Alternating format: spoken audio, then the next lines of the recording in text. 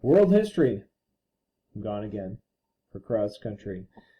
So what we're going to do in class today is we're going to learn a little bit about Hammurabi, who was a leader of the Babylonians. Not the Babylonians we learn about in the Bible. We'll talk about those tomorrow.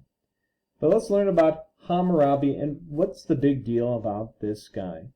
So King Hammurabi, who actually conquered the Akkadians, and before then the Sumerians, he was a king, and really he created one of the first true empires, the actual Babylonian Empire. Another thing that Hammurabi is that he collected laws. What he's most known for is actually his law code called the Code of Hammurabi, which we're going to dig deeper in just a few minutes.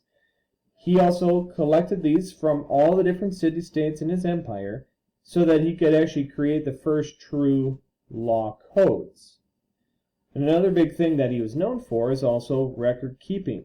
So as you completed your shells that you needed to get turned in for today, that was, as you remember, the record keeping with cuneiform is basically like a Target receipt or any grocery store receipt to have a record of what happened, who owned what, records of divorce, marriages, all those different things. He was the one that collected all of that to put into one big area.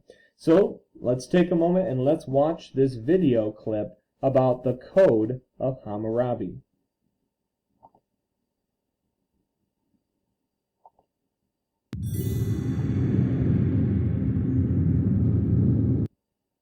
French archaeologists found it buried in the sands of what is now Iran in 1901. The pieces of a great pillar of black stone, carved in the ancient region of Mesopotamia more than 3,600 years earlier. At the top of the massive pillar, or stele, were two figures, the ancient Babylonian sun god, flames coming from his shoulders, and Hammurabi, the most famous king of Babylon. Hammurabi had turned Babylon into an empire, conquering independent city-states throughout the Fertile Crescent, the rich farmland between the Tigris and Euphrates rivers. To establish order and unify all of these different cities and people, Hammurabi needed one universal set of laws to, as he wrote, bring about the rule of righteousness in the land to destroy the wicked and the evildoers, so that the strong should not harm the weak. More than 250 of those laws are carved in columns onto this stele, in characters and symbols, one of the oldest known written codes of conduct setting out rules of behavior and specific, often harsh punishments. If anyone is committing a robbery and is caught, then he shall be put to death, states law number 22. More than 30 laws call for the guilty to be put to death, sometimes in gruesome ways, by being impaled, burned, or thrown into water. That meant being tossed in the Euphrates River. If the accused drowned, it was seen as proof of guilt because the gods didn't save him or her. But if the river proved that the accused is not guilty and he escaped unhurt, reads the code, the accused was innocent, and then he who had brought the accusation shall be put to death. Causing a death was often punishable by death. If a builder constructed a house that collapsed and killed the homeowner, that builder shall be put to death. If the homeowner's son was killed in the collapse, the son of that builder shall be put to death. Punishment was often reciprocal. If a man put out the eye of another man, his eye shall be put out, reads law number 196. One of the most famous in that code, but eye for an eye justice wasn't applied equally. Punishments varied depending on the social class of both the accused and the accuser. If a higher class landowner put out the eye of a commoner, for example, he only had to pay a fine of 1 gold mina. According to the code, women in every social class had lower status than men. Several laws restricted what women could do, but others protected women's rights to inherit a field, a garden, or a house, and to divorce their husbands. A wife who could prove abandonment or neglect could take her dowry and go back to her father's house. Laws in the code cover liability, malpractice, trade, even the minimum wage to be paid to workers in specific occupations. 6 gur of corn per year for an ox driver, 8 gur for a cattle or sheep herder, 4 giras for a rope maker, and 5 giras for a potter. Elements of law and justice carved in the pillar are still found printed in modern law books, thousands of years later. The presumption of innocence, for example, and the right of 2 parties in dispute to bring their case before a judge and provide evidence and witnesses. It seems clear Hammurabi meant the code to stand as a permanent set of legal precedents. Most of the monument has survived for thousands of years, an ancient system of law and order set in stone.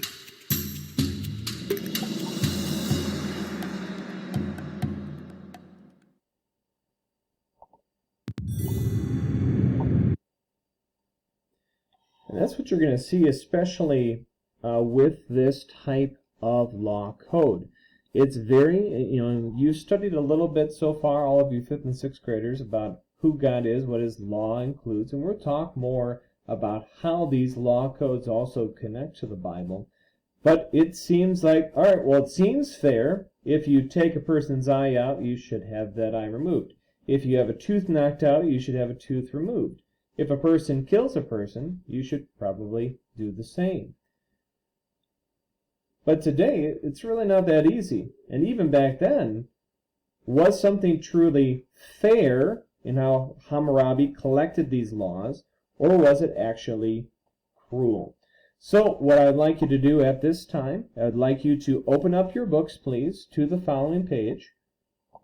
It's going to be pages 24 and 25. It's going to be entitled Hammurabi's Law Codes, Fair or Cruel. You're going to see the fair side and the potentially cruel side. But also take out your Chapter 1 sheet on the first civilizations. By now you should have completed all the way through to the achievements that we had talked about on Tuesday. And we're on this final section, which is going to be Hammurabi's laws, at least on the front page, fair or cruel, pages 24 to 25. So, in a moment, you're going to read these 2 pages, and you're going to come across some of those law codes of Hammurabi. So, this is what you need to do. You are a historian studying the law codes of Hammurabi.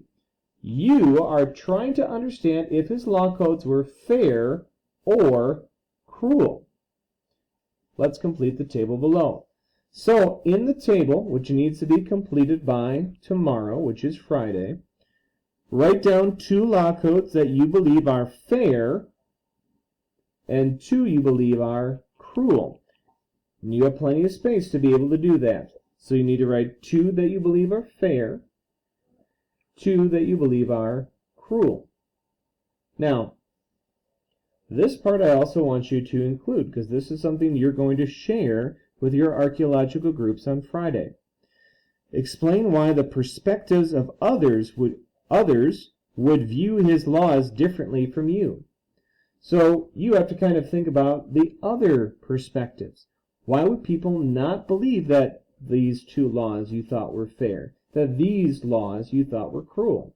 So you need to be prepared to share that with your archaeological group for tomorrow. So make sure to read through the pages and complete this table on the bottom of our first page of Chapter 1. Otherwise, I look forward to hearing our discussions for our next class period, which is tomorrow. Please make sure, if you've not turned in your shtel, please make sure that you get that turned in to me as soon as possible. God's blessings to all of you.